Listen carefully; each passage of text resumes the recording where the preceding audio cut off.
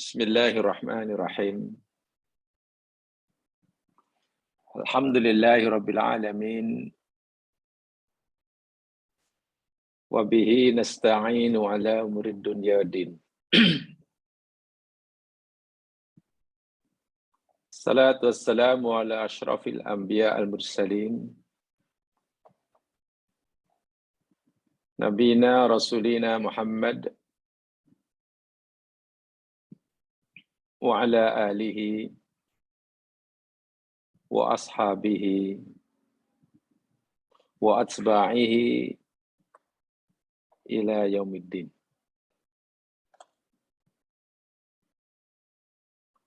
Rabbi shrah li sadri wa yassir li amri wahlul 'uqdatam min lisani yafqahu qawli. Qala Allah Ta'ala ba'da a'udzu billahi minasyaitonir rajim.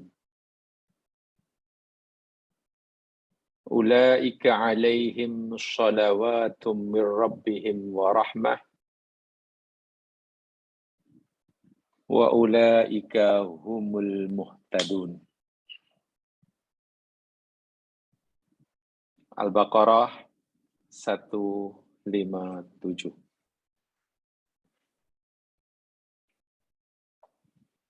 Muslimin muslimat yang dirahmati Allah sekalian, insyaallah kita akan teruskan siri kajian kita surah Al-Baqarah 157, merupakan rangkaian ayat terakhir dalam tajuk kita selama ini tentang asrarul hauqalah wal istirja.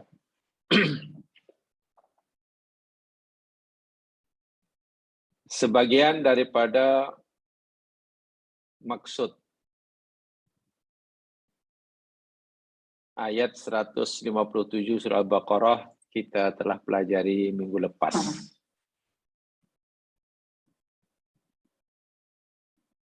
Apa makna as-salat daripada Allah terhadap hamba-Nya? Bagaimana salat Allah ke atas hamba-Nya itu?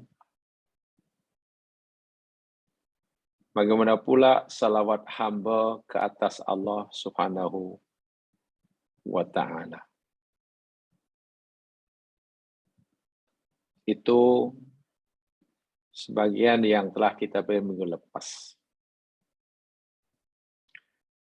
Hari ini, mari kita teruskan bacaan notanya. Lihat dalam nota. Dan kita akan pelajari bermula daripada itu. Qala Ibnu Katsir fi tafsirihi. Ada ya, lihat dalam nota. Saya akan bacakan bermula daripada perenggan Qala Ibnu Katsir fi tafsirihi. Menyambung penjelasan ayat yang ke-157 Al-Baqarah ini. Berkatalah Ibnu Katsir di dalam tafsirnya. Qala Al-Bukhari, berkatalah Imam Al-Bukhari. Qala Abul Aliyah, berkatalah Abu Aliyah. Salatullahi subhanahu wa ta'ala thana'uhu indal malaikah. Yang dimaksudkan Allah subhanahu wa ta'ala melimpahkan salawatnya ke atas hamba-Nya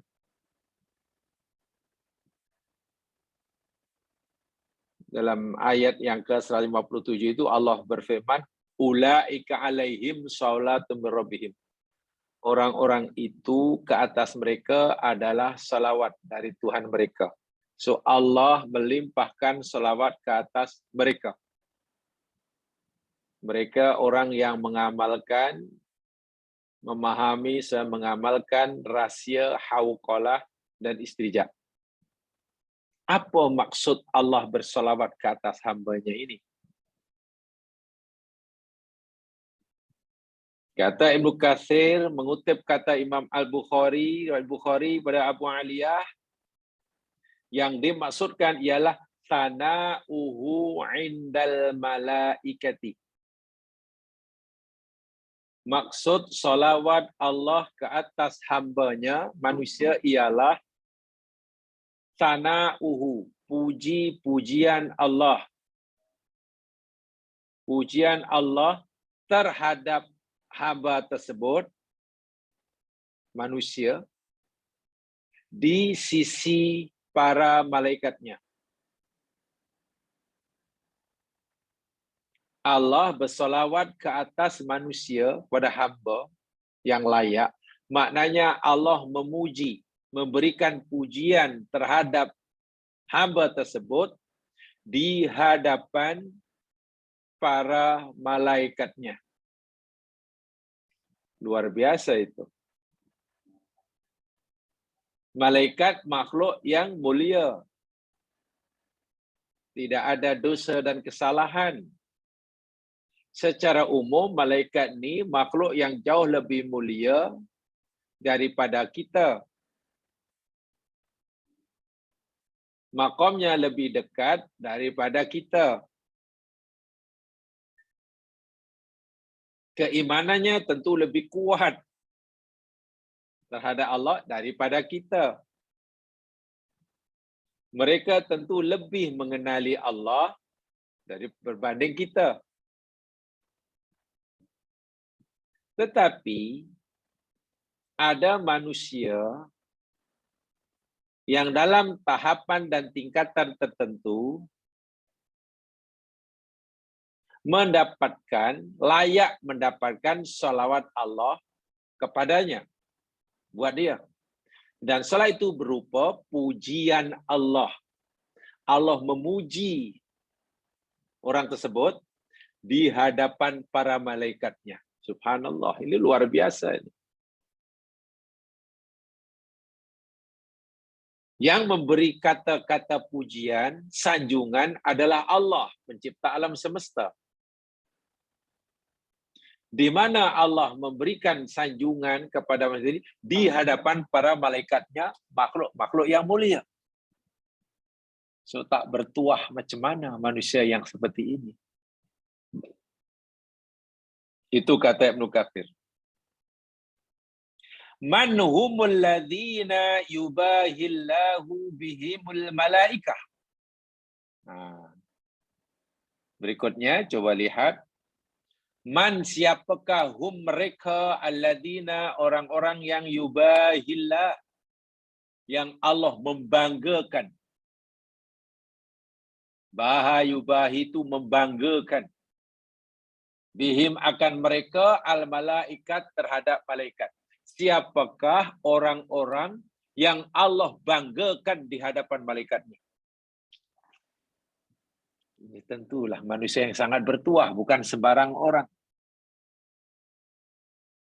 Tapi setiap kita punya peluang yang sama. Hanya mungkin ada yang memanfaatkan peluang tersebut, ada yang tak kisah. Dan inilah kemuliaan sebenar manusia. Salah satu ciri kemuliaan sebenar manusia di hadapan Allah ialah jika seorang manusia itu Allah banggakan di hadapan para malaikatnya. Siapa orang ini? Man humul ladzina yufakhirullahu subhanahu wa ta'ala bihim ala samawat. Siapakah orang-orang manusia yang Allah membanggakan mereka di hadapan penghuni penduduk langit, para malaikat. Manuhumul ladzina yusni alaihim. Siapakah orang-orang mereka itu? Orang-orang yang Allah beri puji-pujian ke atas mereka. Wa yamdahumullahu azza wa jalla indal mala'il a'la. Allah berikan puji-pujian terhadap mereka di hadapan al-mala'ul a'la. Makhluk-makhluk yang dekat dengan Allah lagi tinggi. Maknanya malaikat. Sama aja ini. Manuhumul ladzina ya'iduhum. Yu'azzimuhum. Ya. Manhumul ladzina yu'azzimuhum rabbuhum bihadrati malaikati. Siapakah manusia-manusia yang bertuah? Mereka yang Allah agungkan. Beri penghormatan yang besar di hadapan para malaikatnya. Manhumul ladzina yadhkuruhum rabbuhum 'indal mala'il a'la fis samawatil ula. Ini semua pertanyaan yang maksudnya sama. Ini dalam kitab Tafsir Ibnu Katsir ya, saya kutip apa adanya saja. Siapakah manusia yang Allah sebut-sebut makom dan kedudukannya di hadapan para malaikat yang mulia di langit yang tinggi. Subhanallah. Jawabannya Ibnu Katsir mengutip sebuah hadis sahih riwayat Imam Muslim daripada Abu Sa'id Al-Khudri.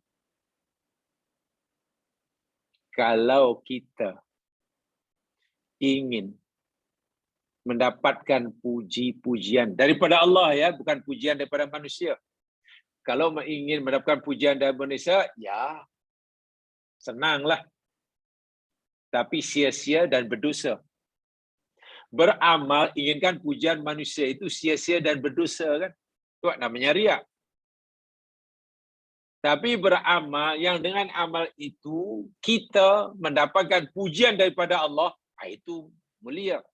Itu mesti dicari. Mencari pujian manusia itu dosa. Beramal supaya mendapat pujian daripada Allah itu ibadah. Dan itu kemuliaan sebenar. Nah, salah satu daripada amalan yang mudah kita amalkan, yang dengan amalan itu kita akan mendapatkan puji-pujian daripada Allah. Allah membanggakan kita di hadapan para malaikatnya.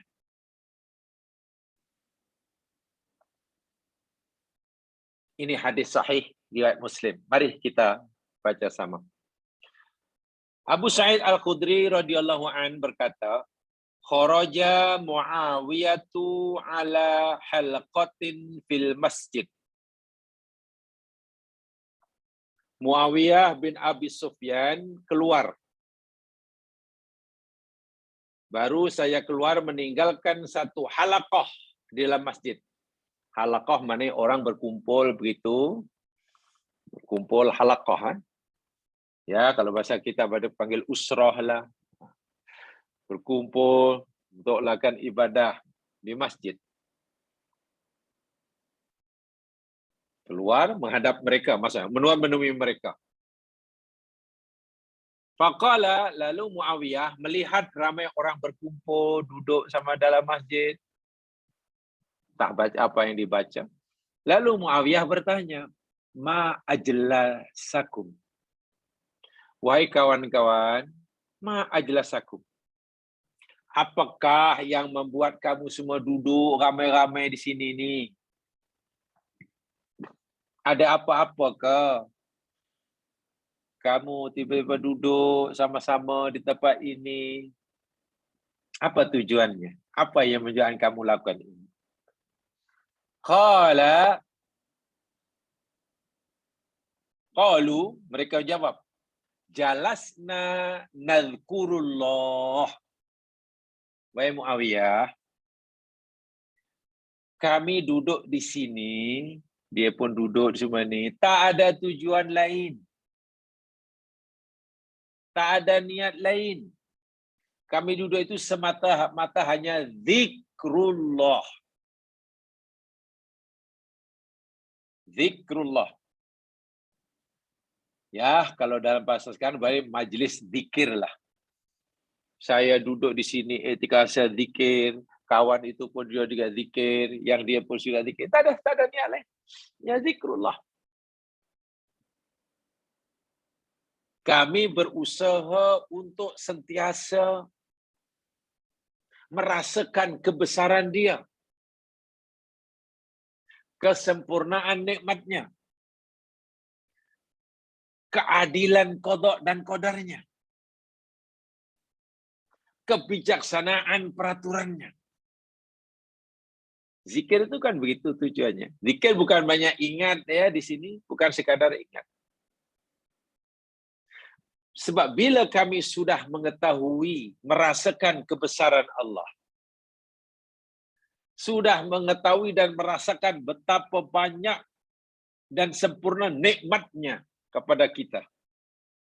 Bila kami semua sudah dapat merasakan keadilan qada dan qadarnya.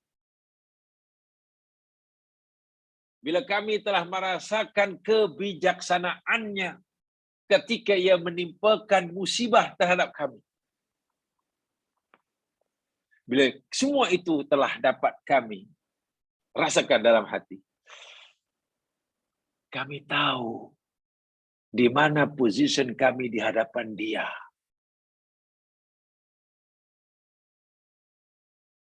So, zikir itu sebenarnya intinya yakni kita ingin mencari, mengenal, mengetahui tentang posisi kita di hadapan Allah tu di mana. Siapa kita? Ya, semacam positioning lah. Bila sudah tahu posisi saya di hadapan Allah tu, oh rupanya seorang hamba. Oh rupa-rupanya kami ini dicipta. Oh rupanya kami dicipta ada tujuannya. Oh rupanya kami ini tidak punya apa-apa. Segalanya milik dia. Oh rupa-rupanya karena segalanya milik dia, suatu saat dia akan mengambil apa yang ada di tangan kami, walaupun tanpa notis sebelumnya, ya dia adil lah. Difahami betul itu. Ini zikrullah. Tujuan kami hanya untuk itu. Zikrullah.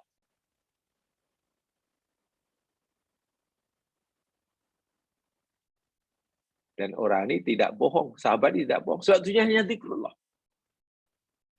Jalasna nadkurullah. Qala Allahu ma ajlasakum illa dhaka. Muawiyah bertanya lagi. Apakah hanya kerana ini kamu duduk di sini? Maknanya, adakah hanya kerana nak zikrullah semata-mata kamu duduk di tempat ini, di masjid ini? Jadi hanya ingin kepastian lah. Sebab sahabat tadi kata, kami hanya ingin zikrullah. Betul ke? Betul ke? Hanya kerana zikrullah semata-mata kamu duduk dalam masjid ini? Qalu, sahabat semua menjawab, wallahi ma ajlasana illa dzaka. Demi Allah, wahai Muawiyah, tidaklah ada tujuan lain yang membuat kami duduk di sini di masjid ini illa dzaka, kecuali itu. Semata-mata kerana zikrullah. Tak ada niat lain, tak ada yang lain. Demi Allah.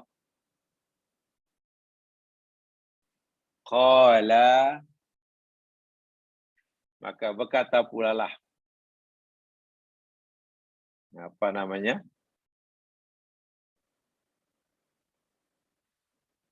Muawiyah. Amma inni lam astahlifakum. Amma inni lam astahlifkum tuhmatan lakum. Muawiyah kata, ya begini, maaf aku ya. Aku meminta kamu bersumpah bukan karena aku ragu kepada kamu. Bukan. Aku tanya macam itu, waktunya kamu jawab dengan sumpah, bukan aku meragui kejujuran kamu. Sama sekali tidak. Wa ma kana ahadun bimanzilati Rasulullah sallallahu alaihi wasallam aqalla anhu hadisan minni. Dan aku pula,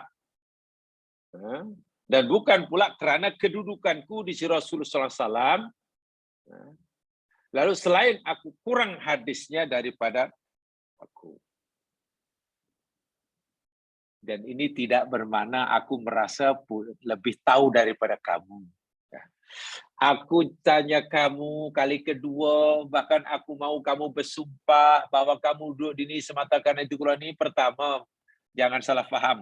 Bukan karena aku tak percaya kamu, meragui kejujuran kamu, bukan. Dan juga bukan kerana aku merasa lebih tahu tentang hadis Nabi daripada kamu juga tuh. Tidak. Juga tidak sama sekali. Wa inna Rasulullah SAW, ini kerana sesungguhnya Nabi SAW kharaja ala halaqatin min ashabihi.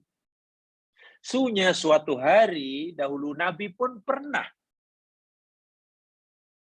menemui sejumlah sahabatnya sedang duduk di dalam masjid. Duduk macam kamu, macam aku dapati kamu macam inilah. Dulu Nabi pun pernah menjumpai jumlah sahabatnya duduk di masjid macam aku jumpai kamu. Seperti ini. Faqala, lalu Nabi pun bertanya kepada kumpulan sahabat tadi, macam yang aku tanyakan kepada kamu tadi. Ma ajlasakum, wahai sahabat-sahabatku, kata Nabi, apakah yang menyebabkan kamu duduk di sini, di dalam masjid ini? Apa ni? Apa tujuan kamu? Qalu, sahabat-sahabat yang ditanya, Nabi dia menjawab, jalasna nadhkurullaha wa nahmaduhu ala ma hadana lil Islam. Ya Rasulullah,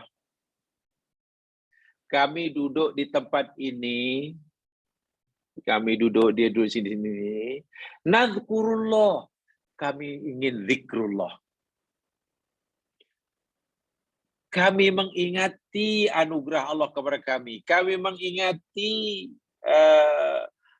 perintah dan larangannya. Kami mengingati akan ujiannya, akan qada qadarnya, akan keagungannya, kebijaksanaan, keadilannya. Wa nahmaduhu. Dan kami berusaha untuk selalu memujinya. Hatta ketika ia menimpakan kepada kami musibah pun, kami bukan hanya mampu bersabar, bahkan kami memuji dia. Karena kami yakin, kami faham, kami merasakan dia menimpakan ujian musibah pada ini bukan kerana kemurkaannya. Bukan karena dia hendak menzalimi diri ini. Sebenarnya ujian yang dia timpakan pada diri ini sebagai bukti kasih sayangnya. Dia memberi peluang kepada kami semuanya ketika ia memuji kami untuk meningkatkan makom dan darjah. Ini yang telah kita belajar minggu lepas ni. So zikrullah ini jangan diartikan sempit ya mas sekalian ya. Mungkin dalam tajuk-tajuk berikutnya nanti kita akan pelajari tajuk zikrullah khas. Mungkin. Saya ulangi. Sahabat banyak kami duduk sini sedang zikrullah. Kalimah zikrullah ini jangan dipersempit maknanya Sebagaimana yang biasa difahami, oh zikrullah maknanya baca dia mungkin dia baca wirid, baca subhanallah agaknya. Subhanallah, subhanallah, subhanallah, subhanallah, alhamdulillah, alhamdulillah, alhamdulillah. Betul, baca subhanallah itu pun zikrullah. Baca alhamdulillah itu zikrullah. Tapi dalam hadis ini janganlah sahabat yang berkumpul yang zikrullah itu hanya kita fahami hanya mereka menyebut kalimat thayyibah. Bukan. Seperti yang saya sebutkan tadi. Kami sentiasa ingin mengikuti Allah. Ketika Allah mencipta kami, kenapa ya? Kenapa dia cipta kami? Kenapa bilang di sini dicipta hanya untuk kita, kepentingan kita? Kenapa? Karena yang kita minta dia tak bagi. Yang kita tak minta dia bagi.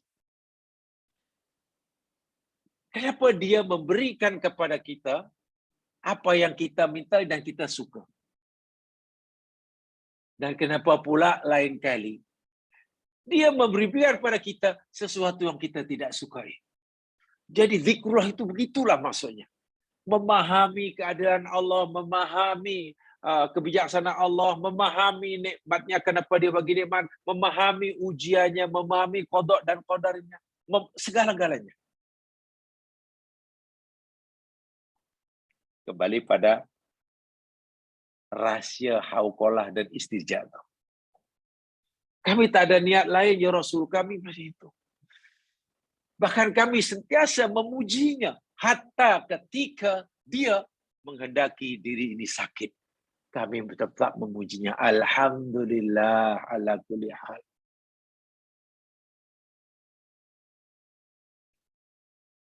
Semasa ia menimpakan musibah, hilang barang, alhamdulillah ala kulli hal.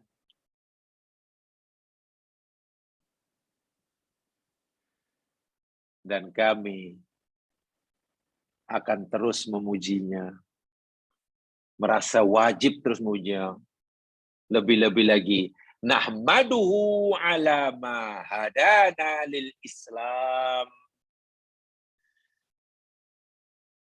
Dan kami akan terus memujinya kerana dia Allah telah menunjukkan kami, memberikan hidayah kepada kami untuk memeluk agama Islam.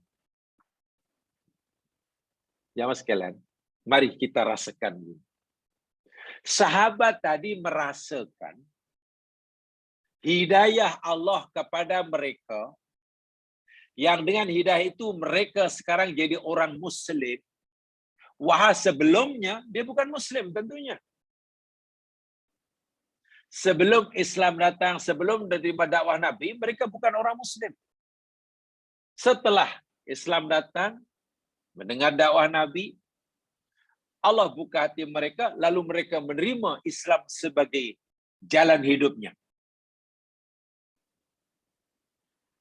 Sahabat saya ini merasakan anugerah Allah, nikmat Allah, pemberian Allah kepada mereka berupa hidayah. Yang dengan hidayah itu mereka yakin seyakin-yakinnya akan kebenaran Islam. Itu baginya ada segala-galanya. Segala-galanya. Kalau saya menggunakan lebih sedikit aja. Bila orang melihat, merasakan, dipilih oleh Allah menjadi orang Islam, dan melihat hidayah menjadi orang Islam itu segala-galanya, nikmat yang lain tiba-tiba menjadi kecil. Dia tidak sedih jika dia tidak sehat, asal masih Islam. Masya Allah. Dia rela kehilangan kesenangan hidupnya sekalipun. Janji dia tidak kehilangan Islamnya. Nikmat Allah yang lain banyak, tapi dirasakannya kecil dibandingkan dengan nikmat Islam, hidayah Islam. Itu disebut di sini. Kami memuji dia, ya Rasulullah, puji Allah, karena dia telah memberikan kami hidayah melalui agama Islam. Kalau orang sudah merasa bertuah, sangat bertuah, karena mendapat hidayah, menerima Islam, tak dapat nikmat yang lain, katalah mungkin susah hidupnya sikit, mungkin kurang sihat, mungkin lapar, dah menjadi kecil. Musibah dunia tiba-tiba menjadi kecil. Sebab baginya, ia telah mendapat nikmat yang terbesar.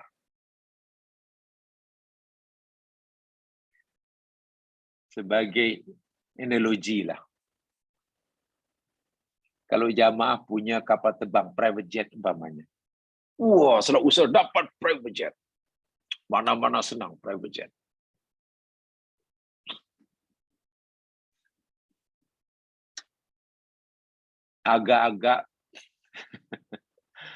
Agak-agak kendaraan berupa basikal itu masih terasa nilainya. Kemana-mana pakai private jet. Kalau yang dekat pakai helikopter. Agak-agak lah kendaraan berupa basikal itu masih terasa. Atau mungkin ketika kehilangan basikalnya, dia nangis terduduk, sedangkan dia masih punya basikal. Baginya ada basikal, kata ada basikal kecil, karena dia sudah ada private jet. Itu baru sama-sama nikmat dunia. Baru sama-sama nikmat dunia. Dapat proyek yang besar. Wah, nilainya ratusan juta. Dia sudah mulai kira-kira untungnya. Mana 3 tahun lagi, saya untung sekian. 100 juta. Untunglah.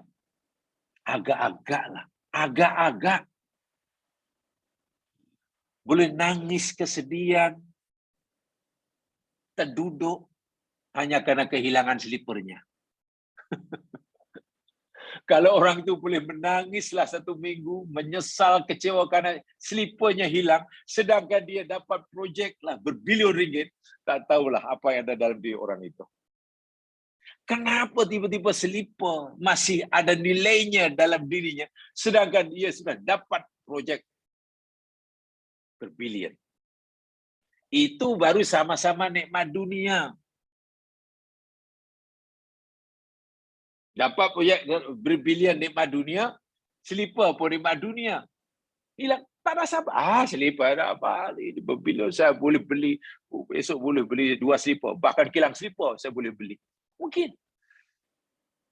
Tengok, nikmat dunia pun tiba-tiba ada yang terasa besar bagi kita, bernilai. Ada yang merasa kurang nilai.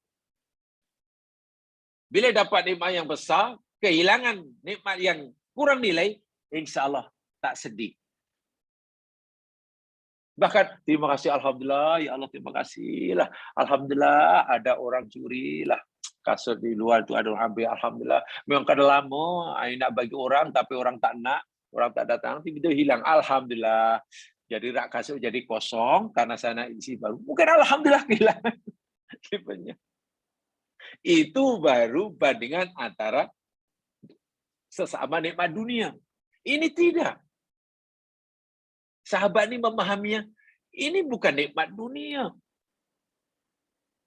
Hidayah Islam. Baginya segala-galanya. Sebab dengan hidayah Islam ini, dunia disayangi oleh Allah, di akhirat masuk surga. Karena cintanya, sayangnya, merasa bertuahnya mendapatkan hidayah Islam, nikmat-nikmat yang lain terasa kecil. Kalau tak dapat pun, tidak sedih.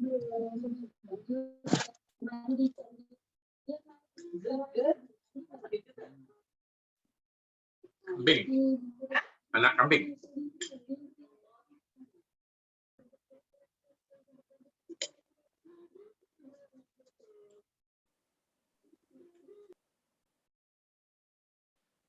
Jika kehilangan pun tidak sedih. Faham? Itu maksudnya. Kami memuji Allah ya Rasul. Karena dia telah memberi kami hidayah Islam. Bagi kami ini adalah anugerah terbesar. kita boleh fahami maksudnya. Jika sekiranya kami kehilangan yang lain pun kami tak kisah. Asal jangan kehilangan yang ini. Allahu Akbar. Wa manna bihi alaina. Dan dia Allah telah menganugerahkannya ke atas kami. Ya Allah. Betul, kesehatan itu anugerah Allah. Tapi yang Allah beri anugerah sehat, bukan kami seorang. Orang pun sehat juga. Bahkan orang kafir pun dibagi sehat.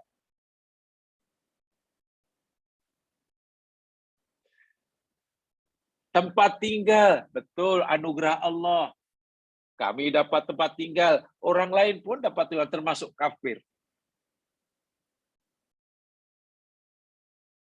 Tetapi hidayah Islam, memeluk agama Islam karena hidayah, itu hanya diberikan oleh Allah kepada hambanya yang disayangi sahaja. Sementara anugerah yang lain termasuk anugerah sehat, berjaya atau tidak, punya itu atau punya itu adalah diberikan oleh pada semua hambanya. Tak kira mukmin ataupun kafir. Jadi kami duduk di sini merenung itu ya Rasul. Merasa bertuah menjadi hamba Allah. Merasa sentiasa disayangi oleh Allah. Apapun yang Allah kehendaki berlaku ke atas diri ini, kami cuba memahami, merasakan keadilannya. Kami berusaha, bukan sekadar berusaha untuk mampu bersabar, tapi mampu ridha. Bahkan kami berusaha mampu bersyukur dengan segala musibah sekalipun. Itu yang difikir, itu yang dilihat oleh sahabat tadi. Jadi jangan fikir jamaah sekalian, masuk sahabat zikrullah tadi, yakni tingkat zikrulahnya hanya sekelas kita. Yalah orang seperti kita zikrullah mana subhanallah, subhanallah, subhanallah. Takkanlah sahabat zikrullah maksudnya hanya seperti itu. Dia sudah sangat tinggi. Sahabat zikrullah itu tadi, dia ingin memahami, mencari posisi dirinya di hadapan Allah di mana. Ketika Allah bagi nikmat, bagaimana sikapnya? Ketika Allah bagi ujian, apa sikap yang mesti dilakukan, yang dikehendaki olehnya? Itu zikrullah. Dan luar biasa orang yang seperti ini. Qala, setelah sahabat tadi menjawab begitu kepada Nabi, Nabi mengulangi pertanyaannya. Allahi, ma'ajlasakum ila dhaka? Nabi pun bertanya seperti pertanyaan Muawiyah itu. Betul ke bahwa kamu demi Allah, tidakkah kamu duduk di sini melainkan semata karena itu? Demi Allah, betulkah tidak ada yang membuat kamu, menjadikan kamu duduk di tempat ini, di masjid ini, kecuali semata-mata karena zikrullah? Sahabat menjawab, qalu ma ajlasana illa dzaka. Ya, demi Allah ya Rasul, demi Allah ya Rasulullah. Tidak ada yang membuat kami, menyebabkan kami, mendorong kami untuk kami duduk di malam masjid ini kecuali semata-mata karena zikrullah. Tak ada niat lainnya. Jadi apa yang ditanyakan oleh Muawiyah kepada kumpulan yang sedang di masjid zikrullah sama dengan apa yang ditanyakan oleh Rasulullah. Sebab itu Muawiyah mengulangi. Muawiyah pernah. Muawiyah sudah tahu. Ini pernah berlaku. Nabi pernah menjumpai ini. Ini aku pula dengan. Jadi aku tanyalah. Muawiyah, aku mesti tanya orang ini. Sebagaimana yang Rasul dah tanyakan. Selepas Nabi yakin jawaban jujur daripada sahabatnya. Yang zikrullah tadilah. Yang bukan semata-mata karena Allah mencari zikrullah ya. Dalam pengertian yang luas.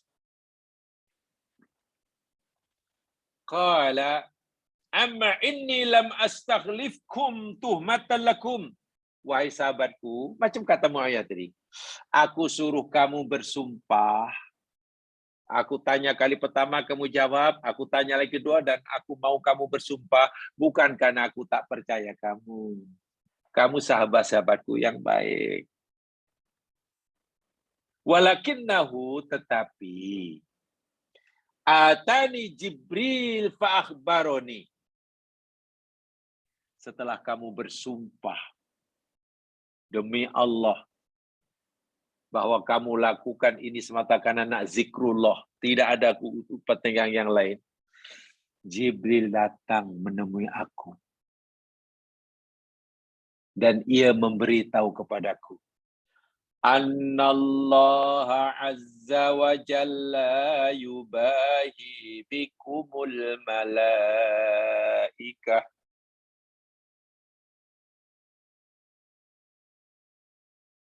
Sesungguhnya Allah Subhanahu wa taala membanggakan kamu semua di hadapan para malaikatnya.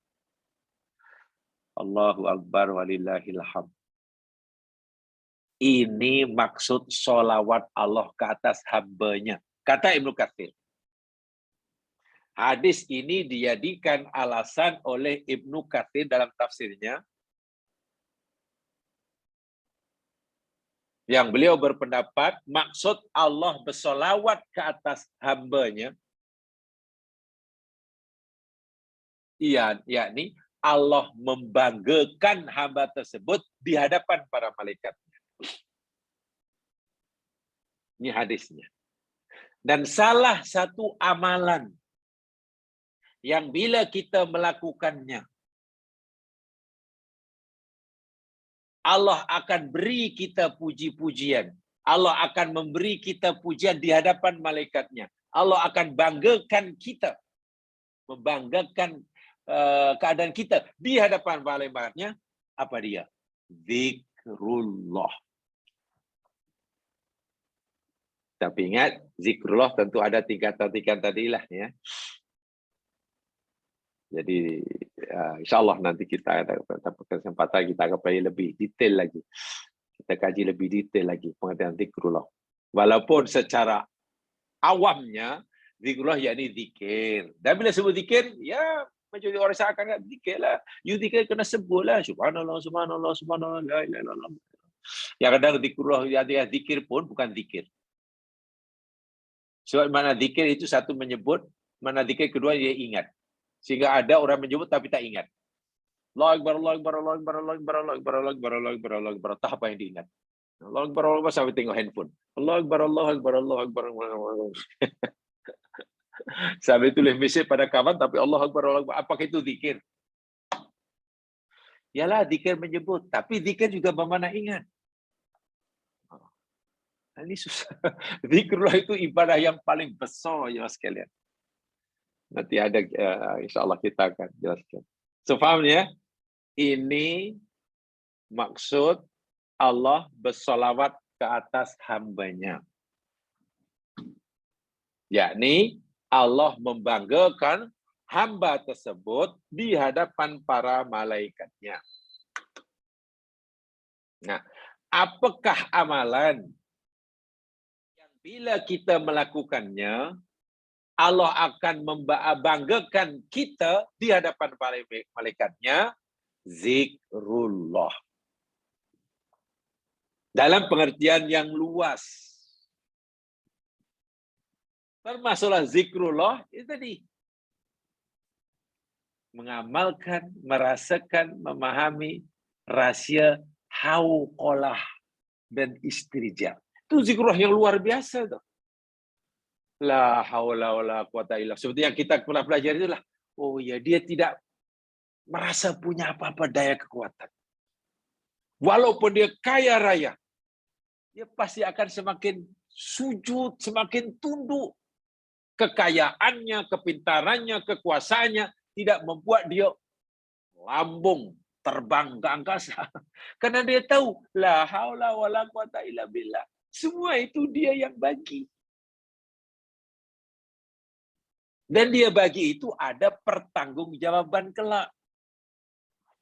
Semakin banyak anugerah yang dia berikan, maka semakin banyak dan beratlah pertanggungjawaban kita di hadapan Allah. Bagaimana mungkin orang akan melayang-layang, melambung tinggi, sedangkan pertanggungjawabannya di hadapan Allah kelak semakin bertambah. Orang yang paham la haula wala quwwata illa billah pasti akan semakin sujud, semakin ya Allah, ya Allah. Semakin mohon pada Allah agar Allah beri kekuatan. Seperti mana Nabi Sulaiman adalah Rabbi auzi'ni an askura nikmataka allati an'amta alayya. Ya Allah, tolong ya Allah, berikan kekuatan pada diri ya Allah. Agar diri mampu mensyukuri setiap anugerah. Karena anugerah dan nikmat-Mu tidak sedikit, ya Allah. Banyak. Jangan-jangan yang sudah itu pun hamba-Mu belum dapat mensyukurinya, ini sekarang sudah Kamu tambah. Akhirnya orang ini tidak silau terhadap anugerah yang Allah berikan kepadanya, karena hidupnya, pikirannya, tertumpu, fokus kepada macam mana nak meningkatkan kesyukurannya, seiring dengan bertambahnya kurnia Allah kepadanya. Karena dia tahu, la haula wala quwwata illa billah. Apa yang dia nak banggakan? Dia la haula wala quwwata illa billah. Orang yang merasa hebat itu kan tidak memahami la haula wala quwwata illa billah. Merasa mampu, merasa hebat, merasa walhal la haula wala quwwata illa billah. Dan nanti bila suatu saat diambil oleh Allah Subhanahu wa taala, ya innalillahi wa inna ilaihi rajiun. Ya, kembali pada alhamdulillah. Sekarang dia sudah ambil balik apa yang dia punya. Bermakna ia telah mengurangi bebanan pertanggungjawaban. Syukur karena selama apa yang dia miliki berada di tangan ini, diri ini dapat mensyukurinya, tidak menyalahgunakannya, dijaganya dengan baik. Setelah sekarang diambil semula, alhamdulillah. Bukan sekedar sabar, alhamdulillah. Nah, inilah syukur yang bila diamalkan setiap saat, yang sekalian, kita tidak perlulah merasa hina, karena kita termasuk orang dibanggakan oleh Allah di hadapan malaikat. Saya kadang-kadang berpikir beginilah.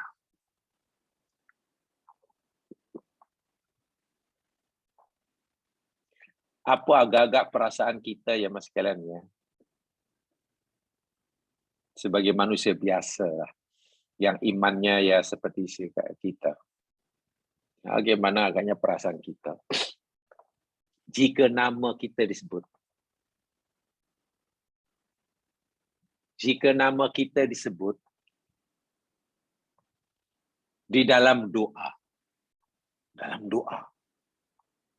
Doa itu lebih kurang setengah jam. Pada malam terakhir Ramadan. Solat tarawih. Disebut nama kita dalam doa itu oleh Imam satu Masjidil Haram. Dalam solat tuh. Malam terakhir bulan Ramadan. Diaminkan oleh jutaan orang. Disaksikan oleh puluhan juta manusia seluruh dunia. Karena ada live. Ada mubasyarah, siaran langsung. Lalu disebut Allahumma ya Allah. Disebut gitu, Allahumma gfir lana wa khususan ighfir dunuba abdakal hakir kariman abdul mu'in. Allahumma arhamhu ya Allah. Allahumma. Kita dengar nama kita disebutkan oleh Masjidil Haram, diaminkan oleh jutaan orang di Masjidil Haram. Macam mana perasaan kita? Ya, pasti kita rasa terharu atau gimana. Dan bagaimana agak-agak apa yang dipikirkan oleh jamaah yang mengaminkan doa tadi? Siapa agaknya dia? Siapa nama orang tu boleh disebut oleh imam tu? Wah, khususan pula tu. Ini mesti orang luar biasa ini. Bukan orang biasa. Orang luar biasa. Tapi tengok dengar namanya bukan Syekh Arab. Wah, lagi bingung. Ini sekadar contoh lah. Sekadar ilustrasi kita. Wahal nama kita baru disebut oleh imam satu melihat di dalam doa. Di Masjidil Haram. Diaminkan oleh jutaan orang, disaksikan oleh jutaan puluhan juta orang seluruh dunia. Itu pun kita sudah merasa sangat bertuahnya. Saya yakin bila saat itu katalah kita sedang ditimpa musibah, musibah terasa ringan. Karena kebanggaan kita, nama kita disebut. Jika kita kata kehilangan barang, langsung tidak terasa. Karena kita merasa bertuah. Kalau dengan itu pun kita sudah berasa bertuah. Wahab, belum tentu ya doa. Belum tentu doa Pak Imam tahu dikabulkan oleh Allah. Belum tentu. Saya tak kata tidak dikabulkan. Belum tentu kan. Sekarang bagaimana kalau nama kita disebut oleh Allah. Dan Allah memujinya. Allah membanggakan kita di hadapan para malaikat. Bukan di Masjidil Haram, tapi di langit. Muntaha. So, macam mana agaknya perasaan kita? Inilah yang saya maksudkan tadi. Itu yang saya maksudkan. Orang yang itu tentu orang yang hubungannya dengan Allah, yang zikrullahnya memang tidak terputus. Zikrullahnya tak pernah terputus. Karena zikrullah di sini maksudnya bukan hanya menyebut nama Allah, bukan menyebut kalimat thayyibah. Zikrullah itu tadilah menghayati, mengamalkan rahsia di sebalik ucapan la haula wala quwata illa billah. Menghayati, mengamalkan, meyakini rahsia di sebalik ucapan inna lillahi wa inna ilaihi raji'un. Pengamalan terhadap rahsia dua kalimat ini bukan pada waktu pagi saja, waktu petang, bukan. Sepanjang hayat kita, karena semasa hayat kita ini, jamaah sekalian, nikmat Allah setiap saat datang pada kita. Setiap saat Allah beri nikmat pada kita. La haula wala quwata illa billah. Innalillah. Setiap saat ujian Allah pun menimpa kita. Tak kira besar atau kecil.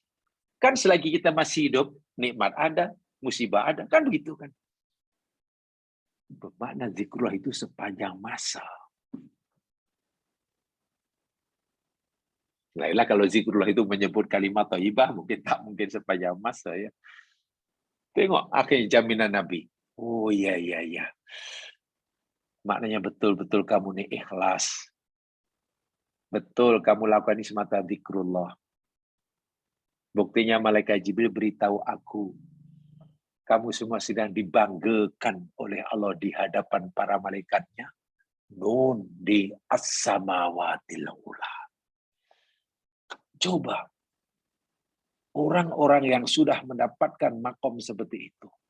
Nikmat yang semulia dan sebesar setinggi itu. Apakah masih melihat nikmat yang lain itu lebih besar? Adakah masih melihat nikmat tempat tinggal itu lebih berharga? Betul, tempat tinggal kita perlukan. Kendaraan kita perlukan. Kesehatan kita perlukan. Tapi apakah nikmat-nikmat ini masih dianggap lebih besar atau terbesar jika orang sudah mendapatkan nikmat seperti ini? Ini yang perlu kita renungkan, itu yang perlu kita usahakan. Dan saya ulangi sekali, peluang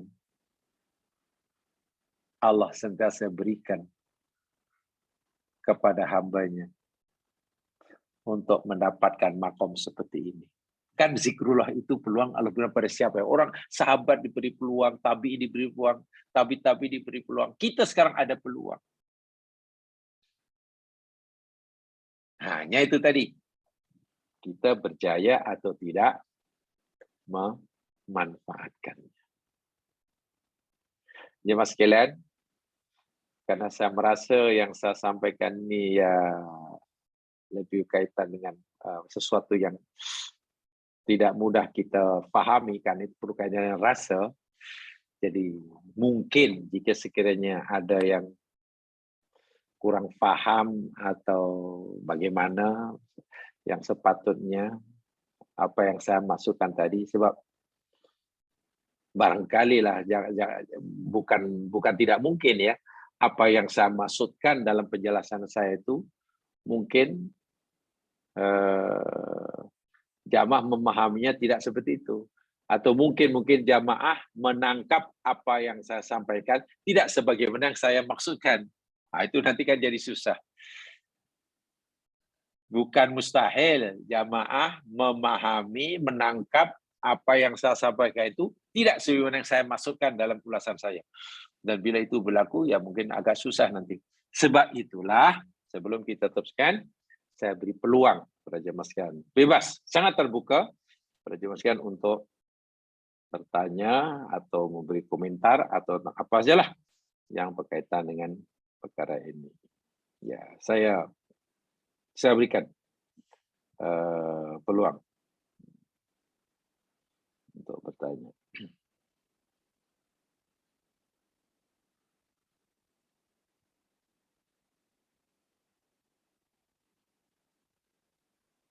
Ya, terbuka. Sila. Sebab tadi seperti yang saya katakan, boleh jadi. Bukan mustahil ya, bukan saya tuhmah ya. Bukan saya tuhmah istilahnya. Boleh jadi apa yang jamaah tangkap, yang jamaah pahami daripada apa yang saya sampaikan tadi, tidak sebagaimana yang saya maksudkan. Kalau tidak sebagaimana saya maksudkan kan jadi susah nanti. Jadi macam salah paham. Begitulah. Salah paham. Jadi mungkin ada yang ditanyakan, ada yang muskil barangkali. Saya persilakan.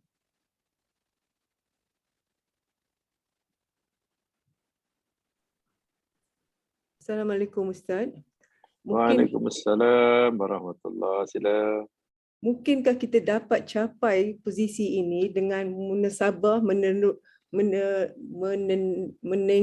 kebesaran Allah sendiri, membaca Al-Quran, tengok tafsiran, boleh tak kita capai ke tahap begini?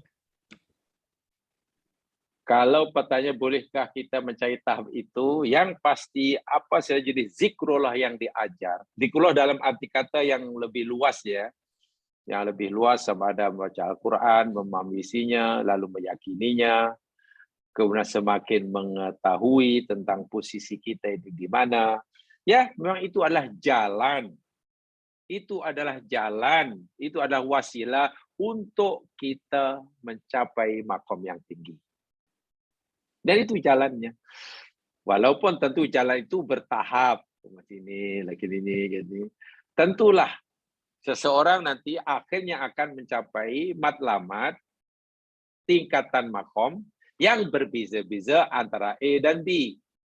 Jika sahabat telah mencapai makom yang sangat tinggi dengan jalan tersebut, mungkin tabi'in ya, mencapai makom mungkin di bawahnya atau lebih tinggi.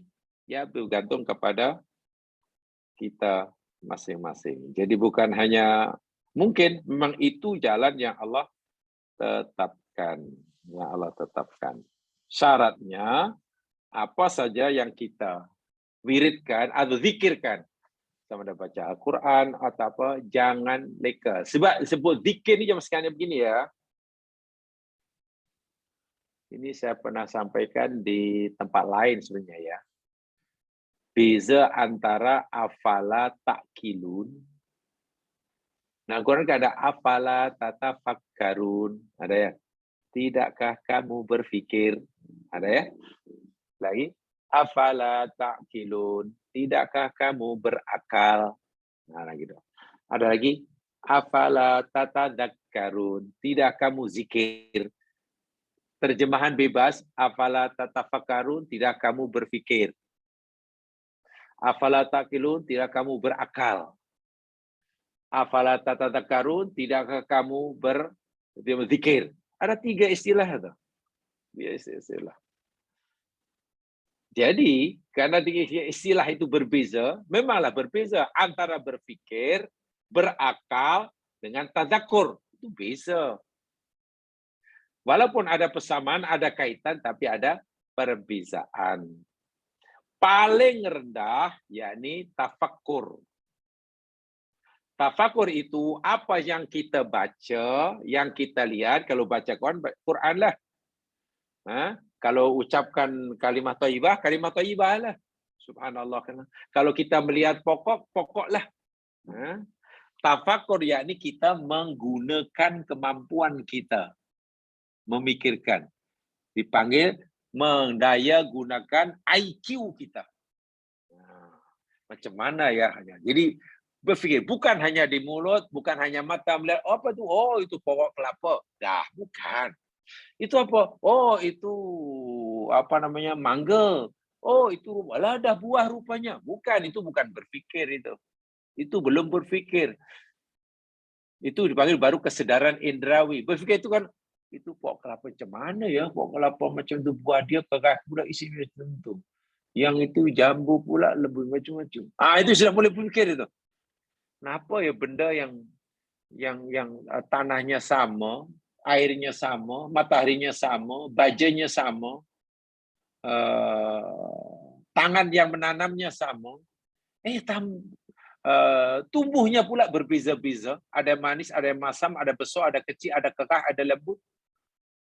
Walhal berdekatan. Itu sudah mulai berfikir itu. Di situ nanti nampak kebesaran Allah. Namanya jalal, keagungan Allah. Nanti akan nampak kamalullah, kesempurnaan Allah sudah boleh nampak. Nampak nanti jamalullah, kecantikan Allah. Itu mana sudah berfikir. Berfikir itu macam tu. Berfikir. Kemudian ta'akul. Ta'akul itu mendaya gunakan spiritualnya. Spiritualnya. Atau lebih namanya emosionalnya. Emosi. Dalam. Ta'akul. Tadi di sini. Kaitannya dengan rasa. Kalau kita sudah faham akan benda yang kita lihat, lalu hati kita merasakan, itu mana kita sudah tafakur, mana sudah ta'akul. Tadzakur itu, zikir, itu gabungan dari dua-duanya. Antara berfikir, tafakur, dengan ta'akul itu berjalan serentak, secara simultaneous, secara simultan, serentak, antara fikir dengan akal, dengan otak dengan akal, berjalan serentak, zikir. Itu yang boleh menyebabkan merinding, meremang. Kalau dalam Al-Quran, baca Al-Quran, meremang, berpeluh-peluh, lembu, menangis. Yang Quran kata, wajilat qulubuhum. Wajilat qulubuhum itu, yakni akibat, kesan, efek daripada gabungan kemampuan berfikir, memahami ciptaan, memahami bacaan, dan ta'akul. Itu zikir.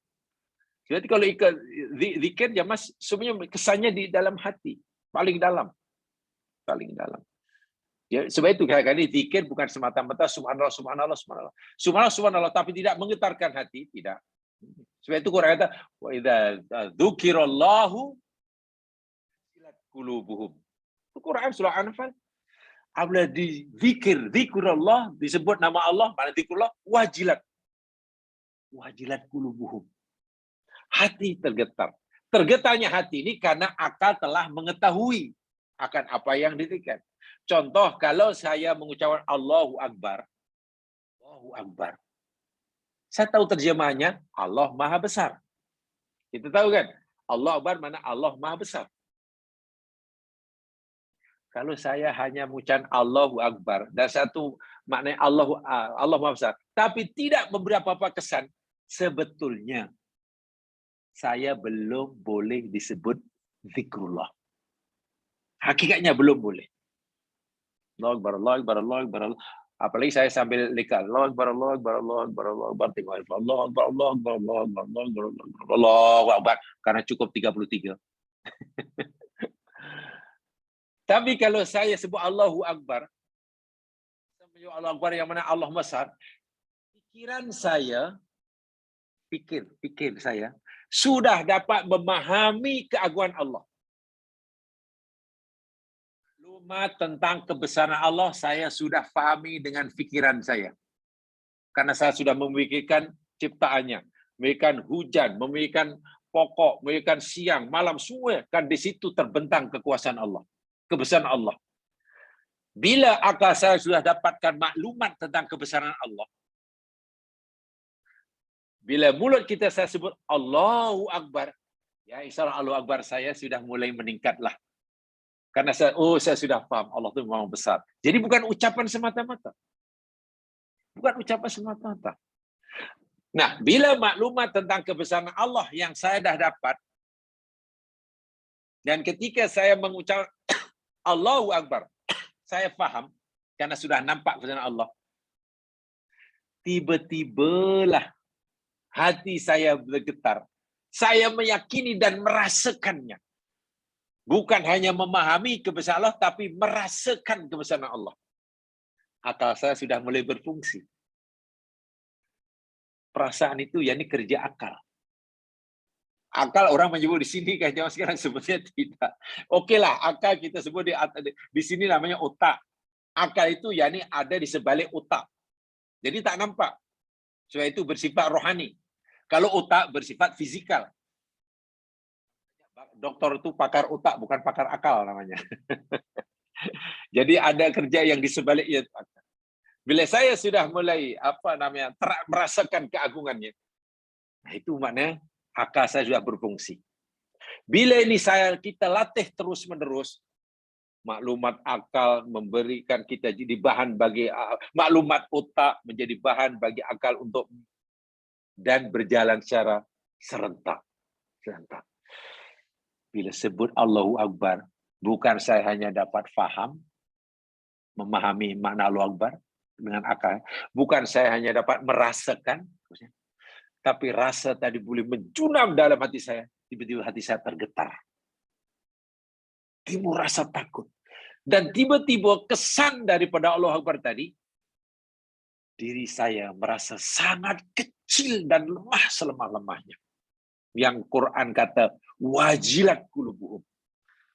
Nah, bila sudah wajilat qulubuhum, itulah zikrullah yang sebenar.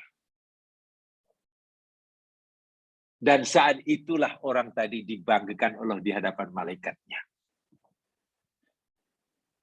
Hanya seringkali itulah makna zikrullah ini disederhanakan itu masanya. Asal menyebut subhanallah sekian kali, zikrullah. Itu masalahnya. Terlalu sederhana pemahamannya. Saya tidak kata itu salah, tapi terlalu sederhana. Ya paling tidak, ya lebih baik berarti tidak lah gitu. Menyebut subhanallah, subhanallah, subhanallah, subhanallah, subhanallah. Ya lebih baik daripada tak baca itu. Tapi macam mana? Zikrullah hanya difahami mengucap. Sebab zikrullah itu okeylah maknanya menyebut, zikrullah itu maknanya ingat. Apalagi kesan daripada zikrullah, Quran kata wajilat qulubuhum. Dalam surah Al-Anfal. Dalam surah Az-Zumar, iksya'ar juluduhum. Kulit terasa remang. Meremang apa nih? Remang meremang. Saya kata merinding. Bukan remang-remang. Remang-remang maknanya lain. Meremang. Watalinu juluduhum. Kemudian kulit menjadi lembut. Apa yang dirasa oleh hati yang bersifat maknawi boleh memberi impak yang besar terhadap fizikalnya. Sehingga antara fizikal dengan jiwanya ini saling berkaitan. Saling mempengaruhi. Bila hati sudah begitu ketakutan, menyebut pun getar, jantungnya pun tiba, detakan jantungnya tiba jadi laju. Jantung itu kan fisikal. Apa yang menjadikan dia jantung laju? Bukan kan? Ya karena rasa takut tadi. Orang sangat takut, pasti matanya lain. Nah, bila kita boleh seperti itu, sama ada baca Al-Quran ke, semasa solat ke, semasa melihat alam semesta ke, semasa apa sajalah yang disebut zikrullah. Makna zikrullah seperti itulah yang melayakkan, membolehkan kita mendapatkan puji-pujian dari Allah dan dibanggakan oleh Allah di hadapan para malaikat. Syukurilah bila kita pernah merasakan seperti itu. Bila belum, mari kita berusaha untuk mendapatkannya, walaupun mungkin sekali-sekala. Walaupun mungkin sekali, karena itu nikmat yang sangat-sangat besar. Bak kata hadis tadi, dijelaskan oleh sahabat. Mereka terus memuji Allah dan tak pernah kecewa dengan apa saja yang Allah tetapkan. Dibagi kodok-kodar yang paling buruk pun dia memujinya. Diuji dengan ujian paling berat pun dia tetap memujinya. Ya, karena dia melihat zikrullah itu nikmat menerima hidayah Allah itu nikmat terbesar. Sehingga bila kehilangan nikmat-nikmat yang kecil tidak dirasai atau kurang dirasai. Itu. Insyaallah kita akan bicara lebih panjang nanti tajuk khasnya mungkin zikrullah kalau ada kesempatan. Oke, itu mungkin ada yang lain. Assalamualaikum Ustaz. Assalamualaikum. Saya ada dua perkara saya nak bangkitkan. Ya, silakan. Pertamanya, bolehkah saya simpulkan dari apa yang Ustaz kata, maknanya yang kita lakukan sama ada dengan menuturkan pujian kepada Allah, tasbih itu, atau mencari ilmu untuk memahami kebesaran Allah macam majlis ilmu, atau kita melihat makhluk-makhluk Allah. Dan apabila kita melakukan ketiga-tiga atau salah satunya dan kita sampai tahap menghayati kebesaran Allah dan kan betapa kecilnya kita. Jadi maksud saya, adakah itu boleh dikira sebagai zikrullah? Itu satu. Yang kedua, tapi Ustaz ada jawab tadi, tak perlu saya tanya. Ada satu lagi soalan saya. Ya. Sebab saya dipahamkan ada satu hadis yang mengatakan bila Rasulullah bangun tahajud, bangun qiyamul lail, dia akan membaca akhir surah Ali Imran dan melihat ke langit. Ya. Ini pengalaman dan saya cuba.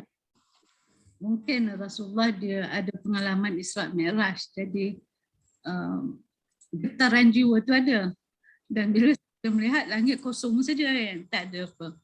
Jadi saya terfikir, kalau saya buka komputer, saya tengok dalam Google, dalam Wikipedia banyak gambar-gambar tentang solar system yang melihat kedudukan bumi dan ialah planet-planet yang lain, dan saya berasa kebesaran Tuhan di situ. Ada boleh kita melihat gambar solar system itu daripada melihat langit sebenarnya. Dalam ialah teknologi moden sekarang banyak kemudahan yang kita dapat melihat angkasa luas daripada bumi. Ya. Dua tu saya rasa penting saya nak dapatkan penjelasan. Okey. Okey ya. Ya, itu saja.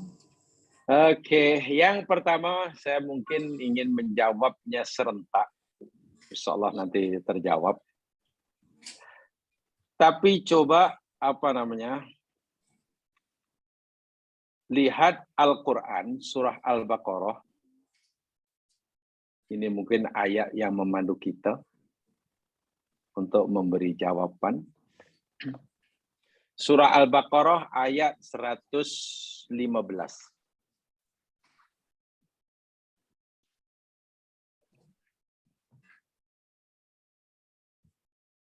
Al-Baqarah 115. Kalau boleh saya ciptakan pertanyaannya, adakah apa saja yang kita baca, yang kita lihat, yang kita ucap, yang kita lakukan, termasuk dalam bentuk ilmu, ya, itu boleh dianggap sebagai sarana untuk zikrullah. Ya.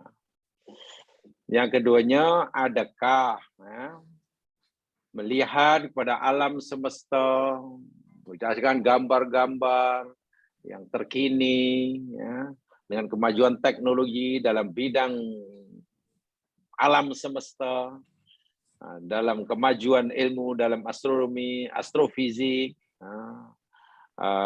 kosmologi. Ini juga boleh membantu kita dalam meningkatkan kualiti zikrullah kita. Dan gitu kan. Baik, kedua-dua itu sebenarnya ada persamaan pertanyaan itu, tapi sebelumnya mari kita lihat ayat ini sebagai ayat pemandu menjawab. Al-Baqarah 115. A'udzu billahi minasy syaithanir rajim. Walillahil masyriq wal maghrib. Fa aynama tuwallu fathamma wajhullah. Innallaha wasi'un 'alim.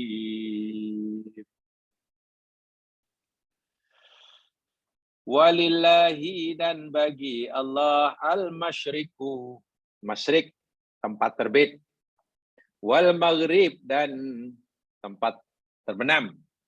Kita kata barat. Sebenarnya istilah timur, masyrik timur, maghrib barat itu sebenarnya tidak salah, dikatakan itu. Tidak salah, betul. Tapi apa ya? Terhad maknanya. Bagi saya,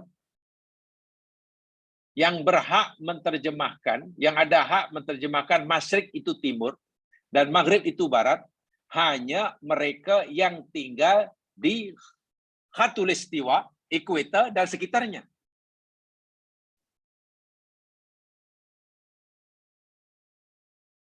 Berhak mengartikan masyrik timur, maghrib barat itu orang-orang yang tempat tinggalnya di ekuator, garis khatulistiwa, dan sekitarnya. Sekian degree, 20 degree sebelah selatan, 10 degree sebelah utara. Itu bolehlah menyebut masyrik timur, tempat terbit itu timur, maghrib barat, tempat terbenam itu barat. Karena apa? Karena mereka yang tinggal di kutub utara, kutub selatan, tempat terbit matahari bukan timur bagi mereka. Tempat terbenam matahari bukan barat bagi mereka. Sebab itu makna yang lebih tepat, masyrik itu tempat terbit atau masa terbit. Maghrib tempat atau masa terbenam. Jadi bukan merujuk pada arah. Bagi kita, karena tempat tinggal itu kita dekat khatulistiwa, sekian degree sebelah utara, tempat matahari terbit, timur lah. Tempat terbit atau matahari, barat bagi kita. Coba tanya, kalau kita punya kawan lah, mungkin Jamal punya kawan atau punya besan yang tinggal di khatulistiwa, tanya dia. Ketika matahari terbit, mereka kata timur ke barat. Orang yang tinggal di kutub selatan, tak ada tempat matahari terbit bagi kami, tempatnya di sebelah utara. Terbenam pun di sebelah utara. Itu pun nampak sikit. Jadi, inilah bahasa Al-Quran, ini bahasa yang indah ya. Fa'ainama, maka di mana sahaja, kemana sahaja, tuwallu, kamu memalingkan.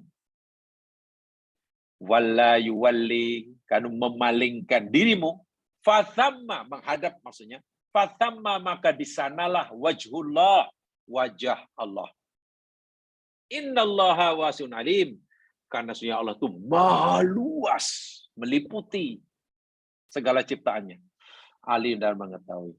Baik, ayat ini jamaah sekalian, memanglah dalam ada kaitan dengan ayat kiblat. Apa, saya tidak akan menceritakan dari aspek tafsir ayat-ayat kiblat solat. Yang bingung solat boleh ada. Ayat ini juga tidak juga ada menjelaskan daripada aspek akidah tentang di mana Allah. Itu penjawaban yang lebar itu. Orang salafus soleh, ulama saleh dan khalaf minta di mana Allah. Orang ada, oh Allah itu ada di langit. Di atas aras. Dan yang gini. Yang lain, oh tak setuju. Mana Allah ada di langit? Kalau Allah di langit, mana Allah bertempat? Habis macam mana menurut kamu? Allah tu berada di mana-mana, tidak bertempat. Macam mana tidak di mana, tidak bermana-mana? Itu perbezaan akidah yang tak apalah. Akidah secara teori itu tu. Saya tidak akan melihat dari situ itu. Sama dari segi fikahnya bukan. Dari segi aspek akidah. Karena ayat ini banyak. Tafsirnya boleh hilang dari aspek. Yang saya sampaikan berkaitan dengan pertanyaan tadi. Jemaah sekalian, coba perhati betul-betul. Renungkan betul. Kemana saja kamu menghadap, di sana wajah Allah. Berkaitan dengan pertanyaan tadi, sekarang saya ingin tanya. Bila Allah berfirman, Lillahi ma fis samawati wa fil ardh. Milik Allah lah segala langit dan bumi dan apa yang ada di antara keduanya. Betul. Walladzi khalaqas samawati wal ardh. Allah lah yang mencipta langit dan bumi dan apa yang ada di keduanya. Dia yang mencipta langit dan bumi dan ada semuanya. Dia yang memilikinya. Apa benda yang ada di alam semesta ini, di langit ke di bumi yang besar yang kecil, yang kita lihat, yang bukan ciptaan Allah dan bukan milik Allah. Tolong tunjukkan. Tolong tunjukkan kepada saya. Apa benda di langit ini yang kita melihatnya, yang besar ke, yang kecil ke, yang jauh ke, yang dekat ke, yang bukan ciptaan Allah dan bukan milik Allah? Ada atau tidak ada?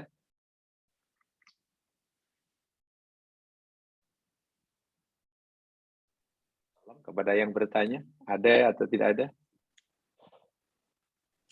Dari perspektif yang luas tak adalah. Kalau ciptaan manusia pun, manusia itu ciptaan Allah. Jadi apa yang dia cipta pun ciptaan Allah jugalah, ilham. Maknanya apa yang kita lihat di bumi ini, apa yang kita lihat ini, ada tak yang bukan ciptaan Allah dan bukan milik Allah? Jawabannya? Tidak ada. Tidak ada, secara mutlak. Tak payah tambah perspektif, tak ada.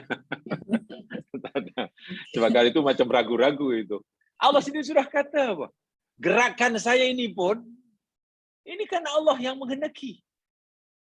Masya'akana. Tangan saya boleh bergerak, ini dia yang menghendakinya.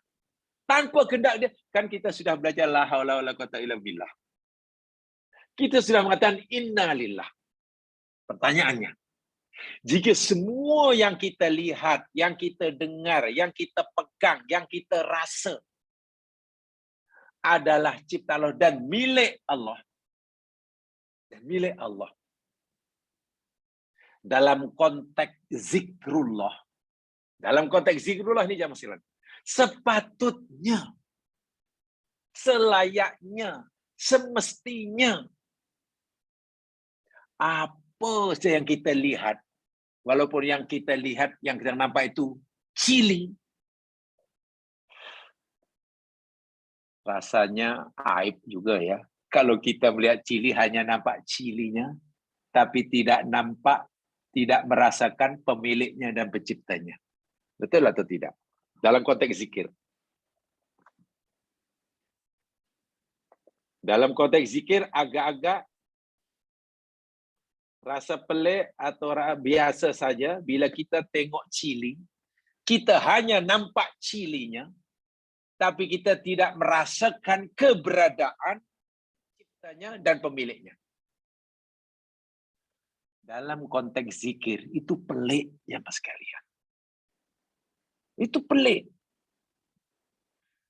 Ini bermakna zikrullah yang dimasukkan, apa yang Anda lihat, yang Anda rasa, yang Anda dengar, hendaklah ia dapat membantu kita untuk dapat bukan melihat ya, mendengar tidak mungkin, mendengar tidak mungkin, merasakan keberadaan, kewujudan, kehebatan pencipta dan pemiliknya. Bermakna Di alam semesta ini, tidak ada benda, tidak ada ruang, tidak ada tempat, tidak ada waktu yang tidak boleh kita gunakan untuk berzikir. Semua yang ada di alam semesta ini, yang nampak ke, yang tak nampak ke, yang kita dengar ke, ruang dan waktu, semuanya adalah sarana. Semuanya adalah wasilah. Semuanya adalah peluang yang Allah berikan untuk zikrullah. Karena bila melihat pokok, tidak mungkin kita hanya melihat pokok sebagai orang mukmin. Pastikan, usahakan kita dapat merasakan akan kewujudan, kehebatan, kesempurnaan penciptanya dan pemiliknya. Walaupun mungkin pokok yang kita lihat itu katalah buah mangga, yang maniskah, yang busukkah, yang masamkah. Bila kita melihat buah mangga yang manis, yang busuk atau yang apa, dan kita dapat merasakan kewujudan, kehebatan pemiliknya dan penciptanya, pasti kita akan kata, ya subhanallah, atau mungkin alhamdulillah. Karena bagi kita yang manis atau yang busuk serupa. Kalau kita dapat seperti itu, yang maniskah, yang busuknya serupa bagi kita. Kedua-duanya sama-sama sebagai tanda kewujudan, kehebatan dan penciptanya. Tapi kalau kita tak dapat merasakan kewujudan pencipta dan pemiliknya saat itu, pasti kita hanya menyukai mangga yang manis, kurang menyukai yang masam, dan tidak suka pada yang busuk. Ini bermakna alam dicipta oleh Allah sebagai sarana untuk kita manfaat sebagai zikrullah. Gagal. Kita gagal memanfaatkannya. Gagal memanfaatkannya. Jangankan melihat kaji alam semesta. Melihat semut pun boleh. Allahu Akbar. Semut sekecil itu ada mulut sebesar apa mulutnya. Ada otaknya. Macam mana sebesar apa otaknya. Kalau otaknya kecil, sehalus apa jaringan sarafnya. Rongga tubuhnya, perutnya, Allah, macam mana. Sekecil itu dia mengerti macam mana nak menjaga dirinya. Kagum tu jamaah sekalian. Itu yang sama sekali zikrullah. Itu ibadah yang tak boleh lekang dari diri kita. Setiap saat. Sehingga dengan begitu, sikit, insya Allah kita akan semakin berjaya menemukan posisi kita sekarang ini, di sini ini di mana? Di hadapan pencipta di mana? Sebab kalau kita tidak tahu atau belum tahu posisi kita di hadapan Allah, bahaya jemaah sekalian. Ada orang yang walaupun tidak kata, ia memposisikan dirinya sebagai pekerja kepada Allah. Bahaya itu si pekerja. Jadi Allah sebagai majikannya. Satu bila rasa-rasalah kerjanya merasa tidak diberi upah oleh setelah pekerja, dia mengamuk. Apa ni ya Allah, aku dah buat apa yang aku suruh, kenapa pula aku tak bagi apa yang aku minta? Jadi dia merasa dia pekerjanya. Atau mungkin ada yang merasa ia sebagai partner dia. Dia dengan Allah dianggap sebagai itu partner. Kerja sama dengan Allah jadi win-win lah. Kami perlukan Allah dan Allah pun perlukan kita. Syirik kita. Memang orang tak akan kata begitu, tapi cara berfikir dalam hidup bukan mustahil ada orang berfikirnya seperti itu. Itu bila kita gagal menemukan posisi kita. Dan cara yang Islam ajarkan untuk menemukan posisi kita di hadapan Allah di dunia ini, zikrullah. Jadi bukan hanya baca, bukan hanya mengucap, bukan baca Quran, bukan hanya tengok langit ya. Apa saja. Tadi kita sudah sepakat. apa yang kita lihat, yang kita dengar, yang kita rasa, yang bukan ciptaan Allah dan bukan dia pemiliknya? Jawabannya tidak ada. Itu kena kita sepakati dahulu. Itu kata kunci dia dalam memahami. Bila seperti itu, maknanya setiap saja apa yang kita lihat, jangan kita hanya lihat yang nampak berdasarkan kita punya mata yang masih sehat. Sedarkan, gugah, ketuk kesedaran hati kita bahwa yang kita lihat itu ada penciptanya dan ada pemiliknya. Bukan kita yang memilikinya, walaupun kita yang menanamnya. Yaitu hendaklah kita memperlakukannya sesuai dengan kehendak pemiliknya dan penciptanya. Akhirnya kita jadi orang paling bersyukur. Ada sahabat makan buah tamar, digigit jatuh. Sahabat tidak bercadang nak mengutip. Nabi suruh kutip. Kutip itu. Buang itu kotorannya. Debunya buang. Lalu kamu makan. Jangan biar untuk syaitan. Nabi bukan sekadar mengajar jimat cermat. Menghargai mensyukuri nikmat Allah. Sebab itu dianggap tamar yang digigit jatuh itu besar sekali. Artinya kerana besar bukan karena nilai tamar itu. Karena pada tamar itu Allah menunjukkan kekuasaannya, kasih sayangnya. Takkan kita abaikan begitu saja. Ada sahabat berwudu, wah ke air buahnya. Nabi kata, apalah pembakaran apa seperti ini? Sahabat membela dirinya, ya Rasulullah, adakah dalam berwudu pun ada pembadiran? Iya, walaupun kamu berwudu di air sungai yang mengalir. Kalau kita logikkan, tak logik kan? Wudu di sungai yang air mengalir. Nabi kata, ya di situ ada pembaziran. Wow, macam itu. Maknanya berwudu itu seeloknya menggunakan air yang paling minimal. Walaupun di air sungai yang sedang mengalir dan tak luar pun. Nabi bukan sekadar mengajar kita, jangan mubazir. Mesti jangan. Tapi Nabi mengajar kita, bila melihat air itu, jangan hanya nampak airnya. Air itu ada penciptanya, ada pemiliknya. Pemiliknya itu maha agung, maha kuasa, maha. Ada kapak. Ada parking lot. Parking lot itu sudah reserve. Dan sudah diberitahu bahwa itu adalah parking lot untuk orang-orang besar. Untuk tuanku. Jangankan kita nak park di situ ya mas kalian. Nak lalu pijak itu pun tak boleh. Jangan. Itu tempat parking tuanku. Tengok, itu baru terbayang. Jangan duduk situ. Itu kursi tempat tuanku duduk. Jangan masuk pintu itu. Tengok. Itu karena kita sedar. Dia ada tempat khas untuk orang tertentu. Tempat khas. Itu baru dunia. Sekarang alam dunia ini. Dan Allah menciptanya bukan laibin, bukan sia-sia. Nah, kalau kita dapat mengamalkan situ, insya Allah, apapun yang kita lihat, kecil, besar, yang kita ucap, semuanya adalah sarana untuk zikrullah dalam arti kata yang sebenarnya. Faham ya? Jadi saya sampaikan Sikit lagi Ustaz. Sikit je. Sila. Boleh? Sila. Jadi maknanya bila kita mencapai tahap zikrullah, kita sudah melampaui tahap beribadat hanya mengharapkan pahala. Betul gitu. Maknanya tahap zikrullah itu melampaui, mana mengatasi tahap hanya untuk mengharapkan pahala dari Allah. Bahkan lebih daripada itu.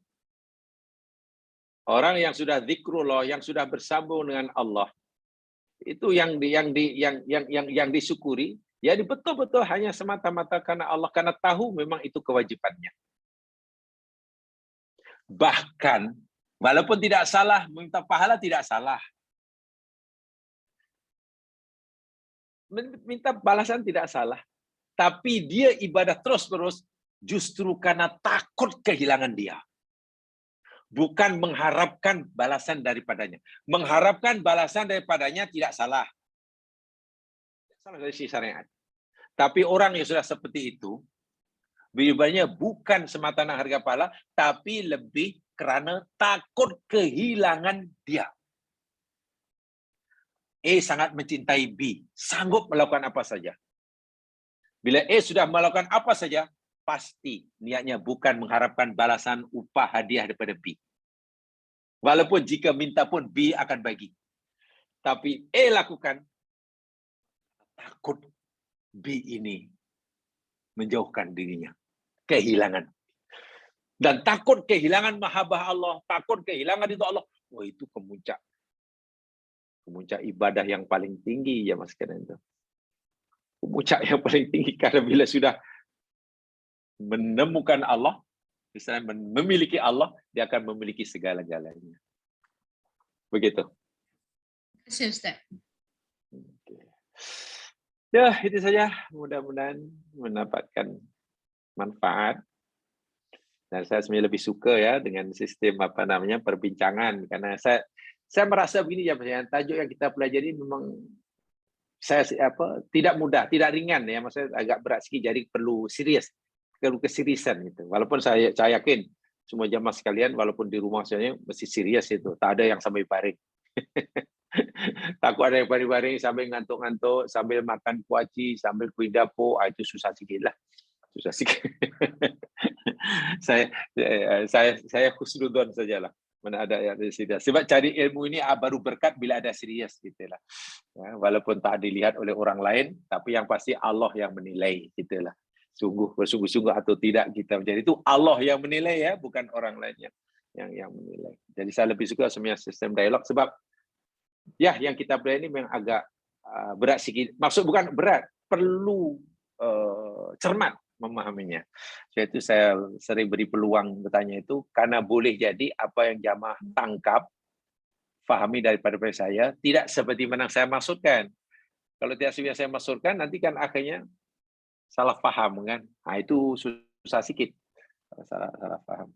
Jadi mudah-mudahanlah itu dimanfaatkan. Dan kita akan juga pada lain kesempatan untuk membaca Al-Baqarah dan surah Al-Asr.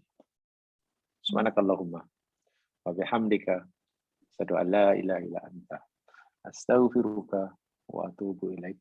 A'udzu minasyaitonir rajim wal 'asr. Innal insana fi khusr illa alladziina aamanu wa 'amilus shalihaat. Tawasaw bil haqq wa tawasaw bis sabr. Assalamualaikum warahmatullahi wabarakatuh.